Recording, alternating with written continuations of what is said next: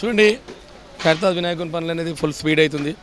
ఒకవైపు మీరు చూసినట్టే తమిళనాడు సంబంధించిన కళాకారులు మూర్తి గారు, అదేవిధంగా మీరు ఇంకో సైడ్ జోగారావు గారు, వారి కళాకారులు అందరూ చాలా వర్క్. ఇప్పుడు మనకు పోస్టర్ రిలీజ్ అయితే ఇమీడియట్లీ వర్క్ అనేది చాలా ఇంకా డబుల్ స్పీడ్ అవుతుంది. ఎందుకంటే వారితో పాటు ఆదిలాబాద్ వాళ్ళు 20 మంది, మహారాష్ట్ర వాళ్ళు ఒక 10 మంది, వీళ్ళు ఒక 20 మంది, తమిళనాడు 20 మంది, సుమారు 80 మంది కళాకారులు ఇప్పుడు రెడీ వర్క్ చేస్తూ ఉన్నారు. మనకి జస్ట్ పోస్టర్ రిలీజ్ కాగానే ఇప్పుడు మీరు ఆల్రెడీ చూశారు, ఇవాళ ఒక రోజులో బాలరాముని రూపం రెడీ అవుతుంది.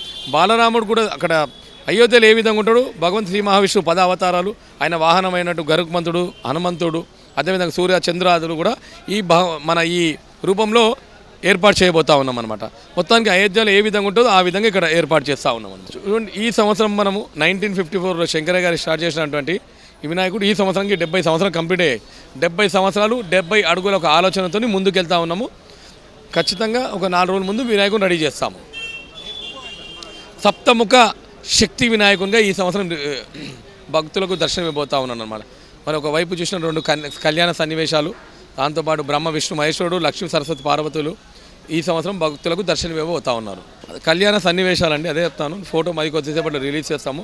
సప్తముఖ శక్తి వినాయకుడు, బ్రహ్మ విష్ణు మహేశ్వరులు, లక్ష్మీ సరస్వతి పార్వతీ రూపము, మరి ఒకసారి బాలరాముడు, మరి అన్నీ ఒక అరగంటలో మన గణేశోత్సవ కమిటీ అధ్యక్షులు గారు, మీకు తెలియని విషయం గారు, ఆయన గురించి దాదాపు ఒక 2 hours నుంచి అందరూ వెయిట్ చేస్తూ ఉన్నారు. అసెంబ్లీలో అర్జెంట్ ఏదో స్పీచ్ ఉండే కాబట్టి లేట్ అయింది. యాక్చువల్లీ ఆయనే టైం ఇచ్చారు 1:30 కానీ, మరి అక్కడ అనివార్య కారణంగా సడన్లీ చక్కవడం జరిగింది. అందరికి క్షమించాలి. మరి కొద్దిసేపట్లో ఆయన వస్తానని చెప్పారు. మరి కొద్దిసేపు చూసి దాని తర్వాత మన బస్తీ పెద్దల సమక్షంలో ఫోటో రిలీజ్ అనేది చేసేస్తామని. కళ్యాణ సన్నివేశము బ్రహ్మ విష్ణు మహేశ్వరులు, భగవంతుని ముఖాల్లో బ్రహ్మ విష్ణు మహేశ్వరులు, 2 సైడ్లు మన కళ్యాణము, మరి అదేవిధంగా బాలరాముడు, ఇంకో రెండు విగ్రహాలు అనేది చెప్తాను నేను. ఇంకా దర్శనంకి ఏంటంటే వినాయక చవితి 4 రోజుల ముందు భగవంతుని దర్శించుకోవచ్చు. మీరు చూసినట్టయితే 4 రోజుల ముందు ఎందుకంటామంటే వచ్చే పబ్లిక్ సంఖ్య పెరిగింది. ఆ రోజు 10 రోజులు చూడాలంటే కష్టం. ఇంతకుముందు 11 రోజులు వినాయకుని చూసే అవకాశం ఉండే, కానీ 9 రోజులే ఇప్పుడు అవకాశం ఉంది. ఎందుకంటే 10వ రోజు 11వ రోజు ఉదయం 6 గంటలకు వినాయకుని తీసేస్తా ఉన్నాము. 10వ రోజు మాత్రం వినాయకుని పైన షెడ్లో అవన్నీ తీసేయడం జరుగుతుంది అనమాట. కాబట్టి మనం 9 రోజులే భగవంతుని దర్శించుకోవాలి. కాబట్టి ఒక 2-3 రోజుల ముందు మనం వినాయకుని దర్శనానికి పబ్లిక్ ఏర్పాటు చేస్తూ ఉన్నాం అనమాట. బట్ పూజ మాత్రం మొదటి పూజ మరి గణేశోత్సవ కమిటీ అధ్యక్షుడు దానం నాగేందర్, అదేవిధంగా మన గవర్నర్ గారు, మొదటి పౌరవాళ్ళ గవర్నర్ గారు, అదేవిధంగా రాష్ట్ర ముఖ్యమంత్రి గారు కూడా వచ్చే అవకాశం ఉంది. దానం నాగేంద్ర గారు అన్నారు, ఆయన కూడా వచ్చే అవకాశం ఉన్నది మొదటి పూజగా. దాంతోపాటు కృష్ణ యాదవ్ గారు, లక్ష్మణ్ యాదవ్ గారు, డాడీ నర్సింగ్ గారు, మళ్ళీ మల్లేష్ యాదవ్ గారు, బస్తీ పెద్దలు అందరూ, బాల్కుమార్ గారు, మరి ఇతరత్ర బిల్డర్ రమేష్ అన్న గారు, డాడీ నర్సింగ్ అన్న గారు అందరూ కలిసి మొదటి పూజలో పాల్గొంటారు. బస్తీలో ప్రతి ఒక్క యువకుడు అందరూ, మన రాచపన్న సందీప్, ముఖేష్, రాకేష్, జ్వాలప్రేమ్ గారు కావచ్చు, మహేష్ యాదవ్ గారు కావచ్చు, ఇతరత్ర మహేందర్ బాబు, అట్లా బస్తీలో అందరూ కూడా మొదటి పూజకు అంటే ఇన్ని సంవత్సరాలు కూడా ఫుల్ టైం ఇచ్చారు. ఈ సంవత్సరం కూడా వాళ్ళు ఫుల్ టైం ఇస్తారని చేస్తా ఉన్నాం. ఇంకా బ్రహ్మాండంగా చెప్తుంది. ఈ సంవత్సరం ఏంటంటే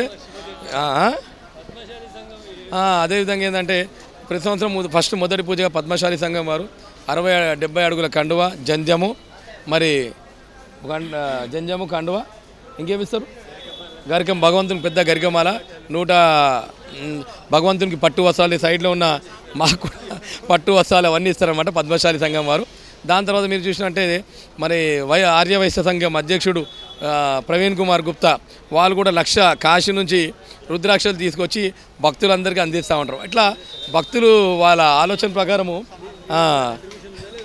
అందరు కలిసి ఏర్పాటు చేయాలి. అంటే యాక్చువల్లీ ఇక్కడ ఉన్న బస్తీలో ఉన్న అందరూ మాతోని ఒక ఫ్రెండ్లీ నేచర్లో ఫ్యామిలీ లాగా ఉంటారు. అయ్యా చిన్న మీకు తెలియదుగా సమస్య వస్తాయి, అందరూ సహకరిస్తేనే ఈ ఉత్సవాలు అనేది ఘనంగా నడుస్తూ ఉంటుంది. అవునండి, 2022లో అప్పుడున్న మన కమిషనర్ గారు, మున్సిపల్ కమిషనర్ గారు, అదేవిధంగా ఖైరతాబాద్ వినాయకుని ఈకో ఫ్రెండ్లీ చేయమని చెప్పారు. అప్పుడు మేము ఆలోచించి ఈకో ఫ్రెండ్లీలో మనం వినాయకుని తయారు చేసి తీసుకెళ్ళొచ్చు అని డిస్కషన్ చేసినప్పుడు తీసుకొచ్చేయాలని అన్నారనమాట. దాని ప్రకారం 2 years, 3rd year మనం ఈకో ఫ్రెండ్లీ చేస్తున్నాం, తయారు చేయడం 3rd year అనమాట. ఖచ్చితంగా ఎంత భారీ వర్షం పడ్డా ఎటువంటి ఇబ్బంది కలగకుండా మనం దాన్ని రెడీ చేయడం జరుగుతుందన్నమాట. చూడండి, ఇంకొక మనం వినాయక చవితి ఒక 4 రోజుల ముందు రెడీ చేయాలనేది ఆలోచన అనమాట.